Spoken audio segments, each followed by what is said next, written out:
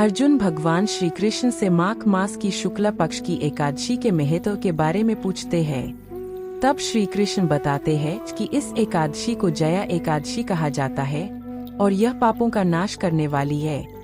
इसके व्रत से व्यक्ति को भयावह योनियों से मुक्ति मिलती है। कथा के अनुसार स्वर्गलोक में देवराज इंद्र का राज्य था। वहां नंदन वन में एक भव्य उत्सव आयोजित किया गया था, जिसमें देवता, ऋषि मुनि, गंधर्व और अप्सराएं उपस्थित थीं। गंधर्व संगीत और नृत्य कर रहे थे। उन्हीं में एक गंधर्व पुष्पदंत और उसका पुत्र माल्यवान भी थे। माल्यवान एक सुंदर गंधर्व कन्या पुष्पवंती पर मोहित था। जब दोनों ने इंद्र के सामने नृत्य और गायन किया तो आपसी मोह के कारण वे सही ढंग से प्रस्तुति नहीं दे पाए।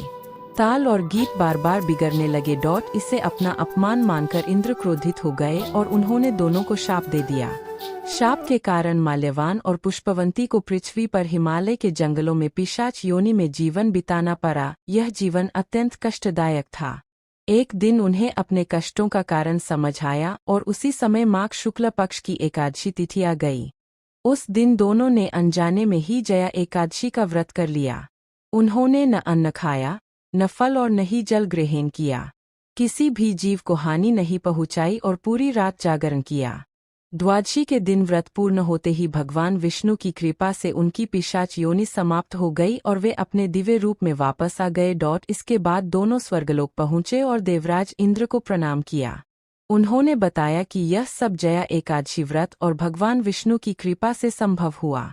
भगवान श्री कृष्ण कहते हैं कि जो भी श्रद्धा से जया एकादशी का व्रत करता है और कथा सुनता या पढ़ता है, उसके पाप नष्ट होते हैं और जीवन में शुभ फल प्राप्त होते हैं।